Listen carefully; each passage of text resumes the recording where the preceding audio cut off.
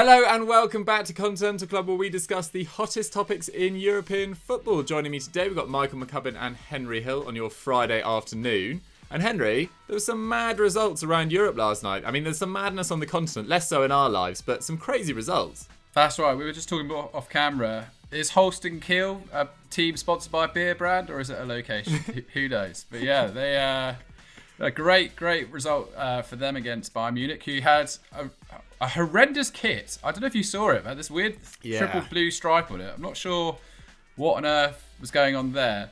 It's a great result for them. Lots of drama in Coppa Italia. Lots of extra time everywhere. That's what I noticed. In Spain as well. But yeah, I wanted your opinion. Obviously, everyone's saying Pochettino's now won his first trophy because PSG beat Marseille in the Trophée des Champions. But I mean, does that count? I mean, it's like when they say Rafa Benitez won with Inter Milan when he won the Super Cup. It's like he won one game.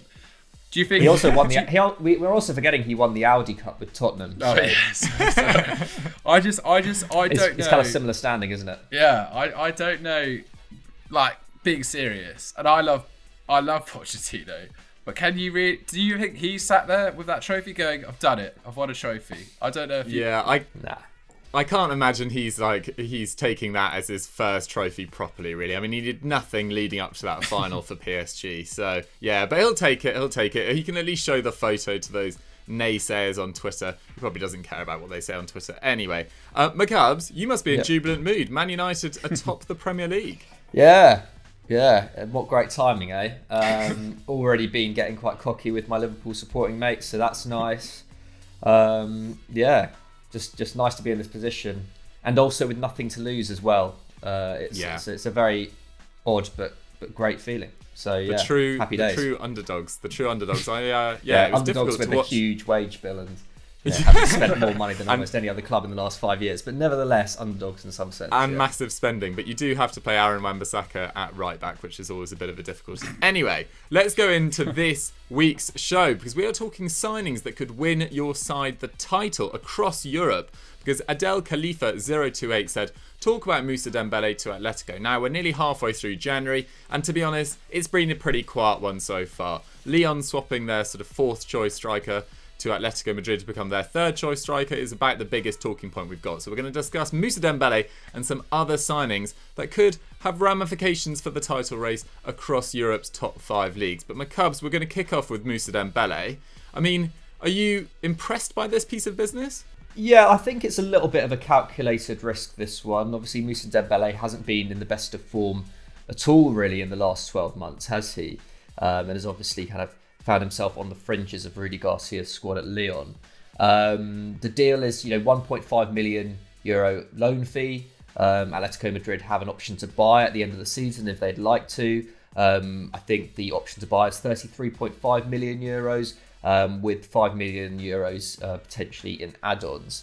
So not a gargantuan fee, but nevertheless, in these times, for a striker who will almost certainly be starting his Atletico career on the bench, it's not insignificant either. Obviously, spent the last 2.5 years in Lyon following the move from Celtic, scored a very solid 45 goals in 108 appearances. I think we could probably agree that his first season there was probably the most impressive. Last season, he still had a decent scoring rate, but wasn't offering a huge amount else. His record prior to this campaign, just for context, was 44 goals in 92 games. 15 in his first season, 16 in his second season. So it just goes to show how unproductive he's been this term, kind of coming off the bench, not really getting significant game time, or at least significant starting time. And his Champions League form has been pretty average. 3 goals in 16 UCL games.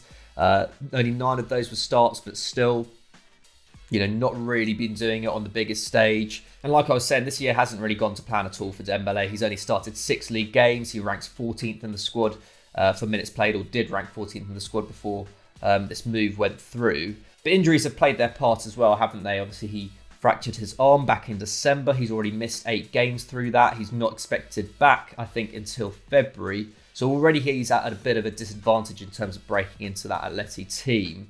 But his underlying numbers are still fairly solid. 4 shots a game, 1.9 dribbles. His expected goals and assists per 90 is actually at 0.79. So according to that, he's obviously been a bit unlucky with just 1 goal in the league this season.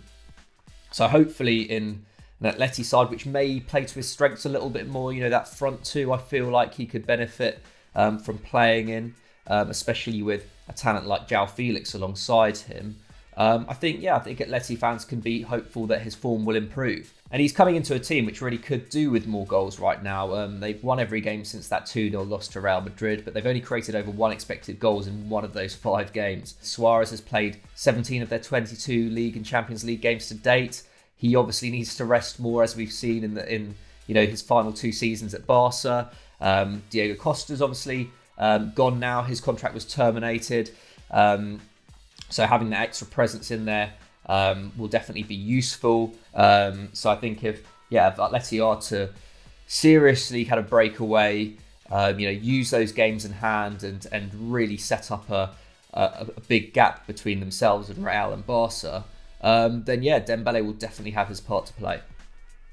Yeah, it could be an important signing. I feel like he'll get maybe 10, 15, maybe 10 games in all competitions, maybe 10 starts in all competitions. And if he can make a difference in those games, particularly if they are able to rest Luis Suarez, as you say, at 33, who will need rest, although they have been knocked out of the Copa del Rey now, so that's one less competition they need to worry about. But Moussa Dembele, relatively low risk. I think it's going to be a loan move and then about £33 million or euros, as you say. So, and at his age, hopefully if it goes well in 2-3 years' time, maybe they'll be even able to make a profit on him. It's not one of those ridiculous fees that they paid for Diego Costa and Lamar and Vitolo in the past. So I'm not too against this deal as it goes. But let's move on, Henry, to the Italian title race and AC Milan, because they've, played a lot of the last month or so with that Zlatan Ibrahimovic. I mean, they're still doing very well in the league, but could they maybe need a bit more extra firepower? Yes, just quickly, you said it's been a really quiet window. I think you're overlooking Bas Dost moving to Club Brugge from Eintracht Frankfurt. 4.5 million euros. What a move! Your beloved Club Brugge. If only he had a last 16 Champions League title. Put it this way, I'm backing them again for the Champions League next year. Anyway, in Milan, you're right. We went to the man that everyone should be following for any AC Milan gossip, Menez_18, because he's recommended Florian Thauvin from Marseille. So we're kind of dipping into the French league. Although he did say that the Rossoneri needed a left midfielder, a central mid and a centre-back, I think it's becoming apparent that either Mohamed Simakan from Strasbourg or even maybe Fikayo Tomori from Chelsea, apparently talks are heating up there. I really hope that move does happen for him. That would be an exciting move. So they do need an extra centre-back just to support them there. However, where Menez really thinks they need to strengthen is on the wing, certainly. Because at the moment, they've got a combination. Their kind of regular combination is of Castillejo and Salamakis, which isn't that strong. 3 goals and 0 assists between them this season. It's not really the kind of numbers they need to press on, especially with the way that Leao is certainly performing and Ibrahimovic. So he's gone for Thauvin, and Le Sport 10 last month claimed the player himself actually wanted the move. He's into the last 6 months of his contract with the Olympians, and it really doesn't look like he's going to extend his stay there, which is going to be a huge loss to Andre Villas-Boas, because when you look at his numbers, he's been unbelievably exceptional there. Before I begin, I should say he's bounced back from a horror injury last year, which saw him miss 31 games. I mean, he only played 2 Ligue 1 games in the whole of 1920. It's about 12 minutes of football, I think, from what I read. But this season, 17 appearances so far, 6 goals, 7 assists, 2.6 shots, 2.1 key passes, and 2.6 dribbles per 90, which is huge. And that follows on. You may remember him from a period at Newcastle United where he was frankly a bit disappointing, went to the south of France, and he's been unbelievable for Marseille. He got, in the 2 seasons between 2016 and 2018, he got 37 league goals and 19 assists in that time. I think his shot per game numbers were up at close to 4 per game, and key passes around there as well. So to go from there into an injury of significant proportion like the one he had, and come back and be on 13 goal involvements already this season. I think that's really, really impressive stuff. That all with the kind of emphasis of will he go, will he stay, kind of hanging over his head, which if you look at Moussa Dembele, only one goal I think it is this season. He's been in a similar predicament of whether or not he'd extend his stay there. And to give you another example of just how important he is, albeit Marseille aren't the most particularly outgoing side. They're quite defensive orientated. But he does lead his side for key passes, carries, passes into the penalty area, and is third for progressive passes in the squad. So he's such an important component to their side. And as a result, Marseille sit 8 points behind Lyon in 8th, although they do have 2 games in hand. And yes, they did flop in the Champions League, but maybe that is the reason that the 27-year-old Thauvin wants to move on. I think AC Milan are certainly a team in the ascendancy. Whether or not Marseille can close the gap on the top teams in Liga still remains to be seen. And, at 27 years old, this is maybe the perfect opportunity to move on. And I think, considering everything he has achieved at Marseille, at least 23 goal contributions in throughout the past 4 campaigns, I think he probably does deserve this shot at the big time. And, there's not many better stages to perform in than at the San Siro. Yeah, I've got to agree with you here. I feel like he's taken Marseille as far as he can. He deserves another shot at the big time. And also, he would actually be one of the older players in Milan's squad as well. He'd bring a much-needed experience. He's now just performing so much better than anyone else in that Marseille squad. I think Dimitri Payet's taken a little dip this year. So, yeah, I think he's probably just looking for new motivation and new excitement. And whether the Milan sort of hierarchy would shell out for someone like Thauvin with his age, seeing that most of their players that they target seem to be around 23 and under at the moment. But sometimes you just need to break that for a bit of star quality. I think Thauvin would add a lot to AC Milan. The team that I wanted to talk about is Real Madrid, which is a little bit trickier in many ways because they're only 4 points behind Atletico Madrid, but they have played 2 games more. But it's really difficult to see where they strengthen this window with their summer market and summer business in mind. As we all know, this summer they want to go big, potentially Mbappe, potentially Haaland, maybe Camavinga. So finding the player that's going to make a difference in this year's title race is quite tricky. I mean, Rodrigo, as we know, is out until March with quite a nasty injury, but Asensio's played really well in the last couple of weeks. Lucas Vazquez was proving himself on the right-hand side as well. Maybe they could look for someone there longer term to sort of guide Rodrigo through, but I don't think you want to rule out Asensio and a bit of a comeback there either. I think the position that they probably could do with strengthening is the backup striker. Now, it's an almost impossible role to fill because Benzema, when he's fit and firing, is rightly going to start every game. The 33-year-old has 12 goals and 5 assists to his name in 21 League and Champions League games this term. But if Jovic does leave, and it does look like that could happen this window, with Eintracht Frankfurt supposedly sniffing around, I can see him really linking up really nicely with Andre Silva, who's having another excellent campaign in Germany.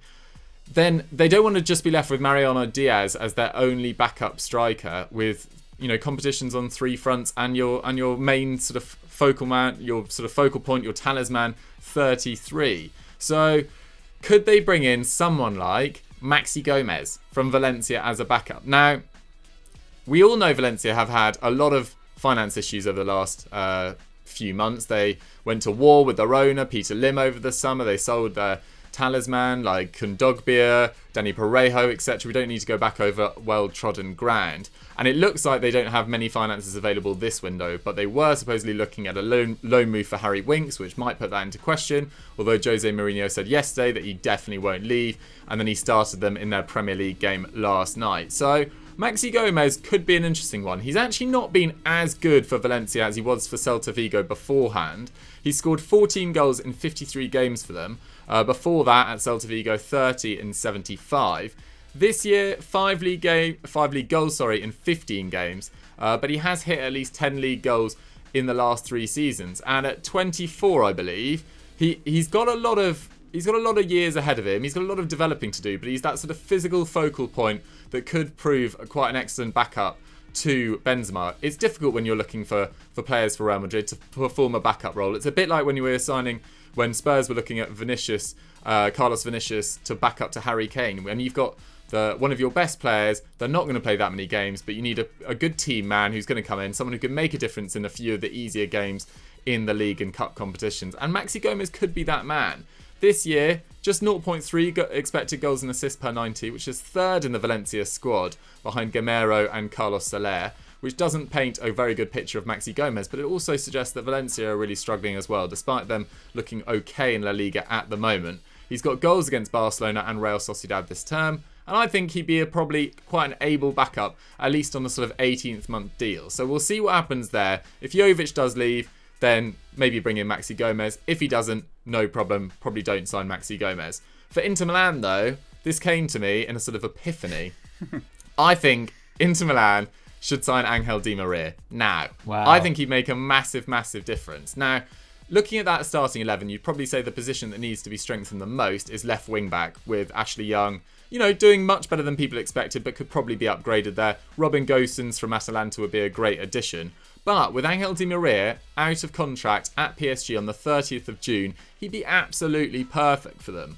He's short term in that he's already 32, but he's still capable of contributing 3 goals and 6 assists in 19 League and Champions League games this term. He was one of the most underrated players of last year during his season. During that season at PSG when he helped them reach the Champions League final. And his underlying numbers are still absolutely exceptional for someone at 32. 2.8 shots, 3.3 key passes and 2.2 dribbles. Nearly 0.9 expected goals and assists per 90, which is an absolutely insane tally for anyone, let alone someone who's 32. Now, he's obviously played in the French league, which probably isn't as strong as Serie A, particularly at the moment. But I feel like he could really do a job in a number of positions. If Eriksen leaves, if Perisic leaves, they might need someone wide on the left. They might need someone more centrally. And Angel Di Maria, he's actually the perfect age profile for a Conte signing as well. So I'm down. I'm down with this one. I mean, Dougie. McCubs, what do you... Yeah? Oh, sorry, dude. I was going to say, surely out of the two, you've got to hope they go for Robin Gosens. I mean, if you consider they've already got Kolarov as well, they can't... Yeah. They can't have 3 sort of veteran left backs in that squad already. I know. I think you said the other day on was it the Gosens podcast? is only 26, I think. Yeah, you just got to hope there's some kind of long-term planning that they would go for someone like him, who's been so impressive as well. Oh, I see what you mean. I thought you were saying Gosens was past it as well. No, he'd be a great addition. No, I totally agree. I just can't see Atalanta choosing to sell their left wing back in this January, whereas Angel Di Maria is free to negotiate with any club. I mean, McCubs, you obviously saw him firsthand at Man United, obviously not enduring the best period of his career, but do you think he'd be a great pickup for Inter Milan or another club potentially? I don't know, to be honest. Like, if Conte can't make it work with Eriksen, I'm not sure if he can make it work with Di Maria. Like, I think Di Maria is still a better player.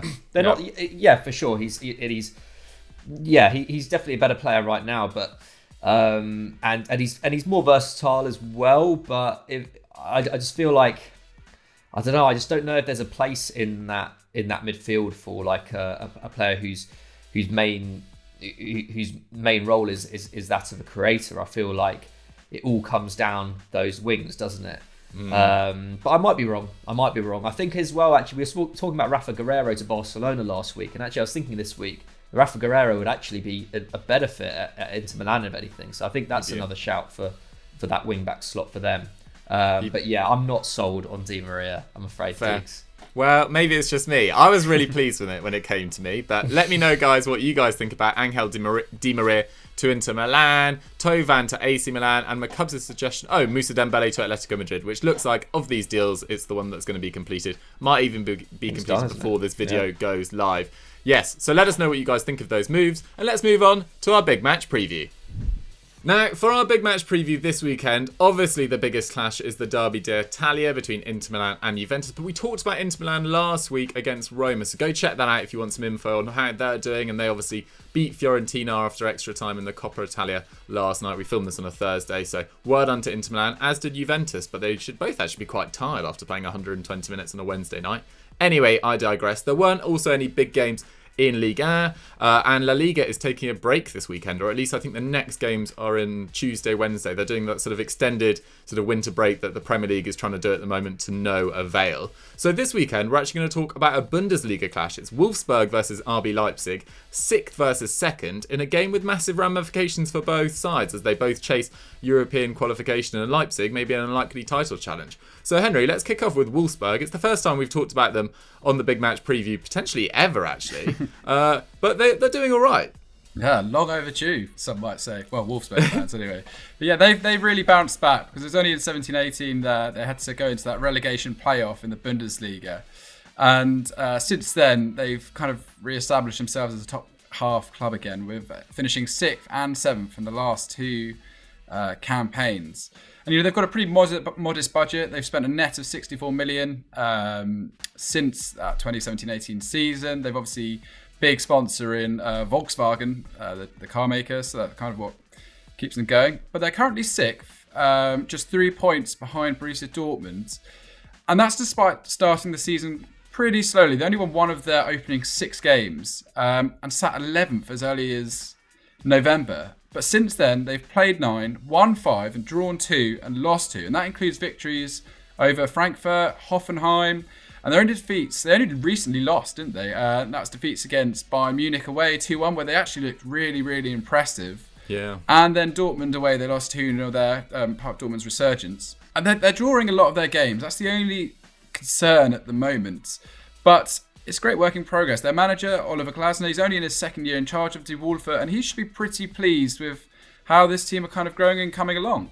Their best attribute is probably their defence. Their 17 goals conceded is only bettered by Leipzig's 12 and Leverkusen's 15 in Germany. But the problem is their goal scoring record. They've only scored 22 times this season. Expected goals has it at 25, so you can see there's a drop off there.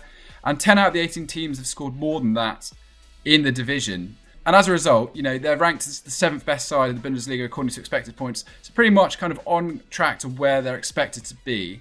If we look at some of the players within that squad, Wout Weghorst, he's a name that's really appearing more and more on our channel. He's actually exceptional. He's 28 years old, Dutchman, giant of a man, 1.97 m. And he's been at Wolfsburg for 3 years, averaging 16.5 league goals per completed campaign. I was just looking at his statistics. He's never scored from outside the area. He's an absolute kind of fox in the box. And he's really, really important in terms of the way that Wolfsburg set up their attacks. But I think he wins a ridiculous over 50% of his tackles, which for a striker is incredibly high. And, his pressures, for a big guy, his pressures are really impressive. And if we look at his kind of performances in front of goal this season, he's really clinical as well. I think he's certainly in the 18-19 season, he had a conversion rate of around 70%, which shows you when you get the ball to him in the box, he's going to be there. He's more often than not, he's going to take that chance. And if we look, he currently takes 2.5 shots inside the area per 90, and that's 0.6 more than Harry Kane, to give you an indication of where he's at. And this season, 12 goals, 1 assist in 18 league and Europa League games. And expected goals and assists per 90 is currently at 0.88. So really impressive numbers there. Other big components to that side, Josip Brekalo, really like this guy, 2 goals and 1 assist, maybe doesn't do it justice. And then Maximilian Arnold as well, 2 goals and 3 assists. We've recently covered him in 10 of the most undervalued players in 2020. He's been at Wolfsburg his whole career, and I don't think he's had a German cap in about 6 years. He was actually the captain of the German under 21s when they won the Euros, European Championships all those years ago. So really impressive player. And finally beginning to show that kind of performance levels again. However, I should say that he is missing for the next game. He got a red card against Union Berlin last week, which, really impressive. They even got a 2-2 draw in that. They're 10 men for most of that time. But Arnold has been a huge part of that and will continue to be when he comes back. But Wolfsburg, looking like a really solid outfit this year. And if they could just start to convert some of those draws into wins, then they can maybe begin to push on up the table. Absolutely. I mean, it's so tight in the Bundesliga as it is in Serie A and Liga and La Liga, actually, really, this year. All the leagues incredibly tight. There's a lack of sort of outstanding sides, perhaps. And Wolfsburg could be in the mix at the end of the year. But yeah, Maximilian Arnold, as you say, fantastic set-piece delivery. And Wout Weghorst, what a player as well. He was I included in my 10 Euro Football Daily predictions for 2021. Wout Weghorst to go to the Premier League was one of my less bold predictions. But you need to get one right potentially. Yeah, exactly. Yeah. All 6'6" of him. But McCubs, let's move on to Leipzig, their opponents for this weekend, who will be looking to bounce back because last weekend didn't go to plan. Yeah, no, it wasn't good at all, wasn't it? Quite a troubling defeat to Borussia Dortmund. That was just their second defeat of the season, wasn't it? And they really weren't good enough in that game, were they? Conceded 3 goals for the 4th time this season, despite having the league's best defence. Their XG had it, or the XG in the game had it at 2.6 to 1.6 in Dortmund's favour. So they were comfortably beaten, or at least deservedly beaten in that sense. The last time they lost in the league was that 1-0 defeat against Gladbach back in October, and they bounced back from that with a 3-0 win over Freiburg, so they kind of need the same here. But they've not been in the best of form recently. They narrowly beat Stuttgart before that Dortmund game, and then before Christmas they drew with FC Köln, although when you look at their underlying numbers, there shouldn't be too much to worry about. I think they took about 22 shots against Stuttgart and 18 against Köln, so they really should have won both of those games and probably should have beaten Stuttgart more comfortably. They're averaging 15.1 shots per game, which is only topped by Stuttgart and Dortmund. They're only conceding 8.5 shots per game, which is the best record, along with Bayer Leverkusen. I feel like they've been probably a little bit unfortunate on the defensive end, or at least those games in which they have conceded a lot have been kind of freak incidences. I certainly think that 5-0 defeat to United in the Champions League, which we do often go back to because it was such a drubbing, but that was one of those kind of freak occurrences, wasn't it? Just kind of 20 minutes of madness. But expected points has them as the best side in Germany. Again, due to the table being so tight, I think it's hard to look too much into that. But it's clear that they do need... they do need someone to step up and score regularly, I think. This team obviously functions very, very well as a unit. Lots of players who can play multiple positions and are very tactically versatile, as we've kind of talked about, and that's a kind of hallmark of an Nagelsmann side. But their top scorers are Poulsen and Angelino on 4 goals each. Their star man, though, is Dani Olmo, without a doubt. Only his first full season at the club, only his first full season in a top 5 league. 3 goals and 4 assists in 21 League and Champions League games. He's averaging over 3 shots. He's creating nearly 2 chances a match. Also completing around 1.5 dribbles. He plays as a 10 in central midfield on the wings. He even played as a false 9 as well. Nagelsmann really getting the best out of him, and hopefully we can see his output start to reflect those underlying numbers a little bit more as well. 0.49 expected goals and assists per 90, which is a step up on 0.39 last term. So yeah, we should really be seeing him score or an assist every other game. But this continues a tough schedule for Leipzig, and obviously they haven't been super lucky with injuries this season. I feel like if they were a little bit more fortunate in that sense, then we they may not be 2 points behind Bayern. They may be top of the league by now. So obviously they had Dortmund last week, Wolfsburg this week, and then they've got in their next game Union Berlin, who have obviously been in great form this season, Mainz, and then third place Leverkusen, which I think will be, by that stage we'll probably know a little bit more about Leipzig's title credentials. But yeah, I'm still pretty hopeful about them. They've not been in great form in the last, of late, but still only 2 points behind Bayern, and we've seen that Bayern have hit a bit of a rough patch as well. So yeah, I'm still fairly confident with Leipzig that they can keep this title challenge going. I think they've done pretty well, considering Yusuf Poulsen's probably not looked his best since Timo Werner's left. He's now sort of in and out of the side. Alexander Sorloth only scored his first Bundesliga goal, I think, at the end of that Dortmund game. So all things considered, as you say, I think they're doing pretty well. And to be in the title mix once again without a sort of proven goal scorer, I think is a really impressive achievement. In terms of this game, Wolfsburg, they've got a lot of injuries as well. Max Philippe, their backup striker, is out, and Jérôme Roussillon is also a doubt. He's been talked about in transfer gossip columns for quite a while now. And as Henry said, Maximilian Arnold is suspended after his red card.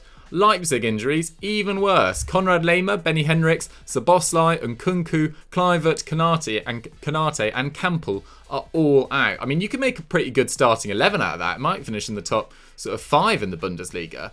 That being said, Leipzig do have a lot of injuries, but they've also had the better of this recent fixture. Just 1 defeat in their last 9 meetings with 4 wins.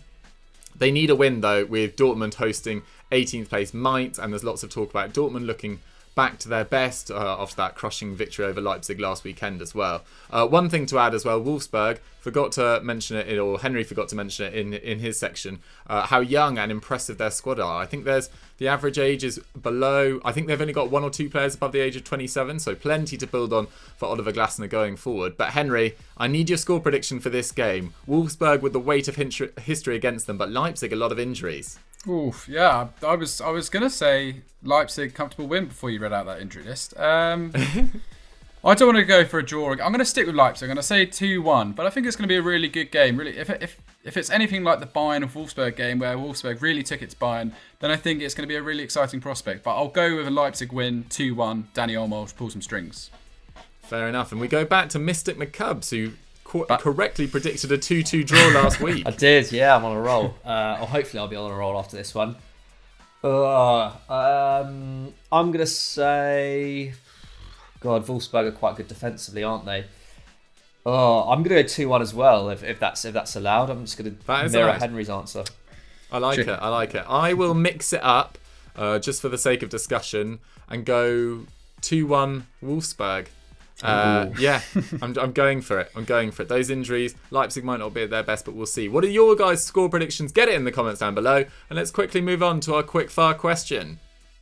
Our quickfire question this weekend comes in from @TheRunchu, and it's who is the most underrated player in Europe right now? Big question. Big answer needed from Henry Hill. Yeah, it's not a big answer, I'd say. No, I put this out as a tweet yesterday. I was doing some research. Kieran Trippier, I'm backing him again. I just think he's been so impressive for Atleti. Who scored, have him as the highest rated defender in La Liga, and actually the highest rated right back across Europe's top 5 leagues. I think there's someone in France who's maybe matching him. I asked for some responses of people who thought right back who's performing at a high level right now. And I think Joao Cancelo was the resounding answer. Dougie, I know you're a big fan of Joao Cancelo. But yeah, I just think Trippier, he's got 5 assists this season. And in a defensive-minded team like Atletico, under Simeone, for him to be performing as well as he has, it's so fashionable, I think, to talk about Trent Alexander-Arnold, Reece James, and all these guys. Fair enough, as kind of the in vogue right backs, as it were. But I just think Kieran Trippier is proving all the doubters wrong. And if you look at that Tottenham squad, Serge Aurier, Mac Doherty, both good players, don't get me wrong, but I don't think either of them have come close to the level, really, of Kieran Trippier. So I think he's proving all of his doubters wrong. And right back's never going to be the most glamorous positions, but I think he's doing an unbelievable job there. Fair enough. Yeah, I couldn't agree more. He's very much an underrated player. McCubs, you've had a bit more time to think. Have you got one lined up? Yeah, tough one. I feel like I don't watch enough leagues in depth to really come out with any massively underrated players. But I think one that comes off the top of my head is Simon Kjaer at AC Milan. I don't think he's necessarily underrated. I think Milan fans rate him a lot. But I think in terms of when we speak about AC Milan, conversation often turns to the effect that Zlatan Ibrahimovic has had on the squad in the last 12 months. A lot of the kind of younger players around him, the kind of partnership between Kessié and Benacer, and I guess the kind of the more eye-catching players. But Kjaer has really solidified that defence, hasn't he? Made AC Milan as watertight as they are, kind of exciting going forward. And obviously, just brings so much to that side, doesn't he? Really good one-on-one, really good at organising defence, very good on the ball as well. He's made a big difference to that side. Yeah, he absolutely has. Yeah, I was going to say Benacer from AC Milan as well, yes. But I won't now. I also think Marcos Llorente as well from Atletico Madrid. His rejuvenation since about March 2020 and his sort of reconstruction almost into an attacking midfielder has really gone sort of under the radar as well.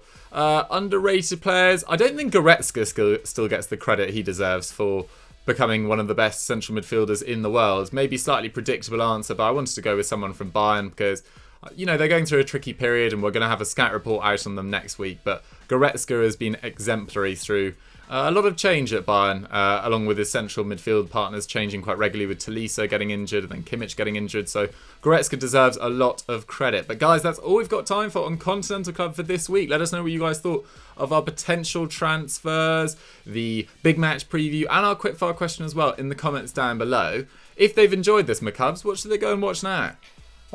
They should go and watch yesterday's scout report on Man United, the sign that they should make. They should also go and check out ERU from Monday if they want to hear more about that Leipzig-Dortmund game. And keep your eyes peeled on the weekend because we're going to put out a video about the upcoming Barcelona election. So yeah, I can't wait for that one. It's set to be an absolute banger. Henry, have you got anything to push to?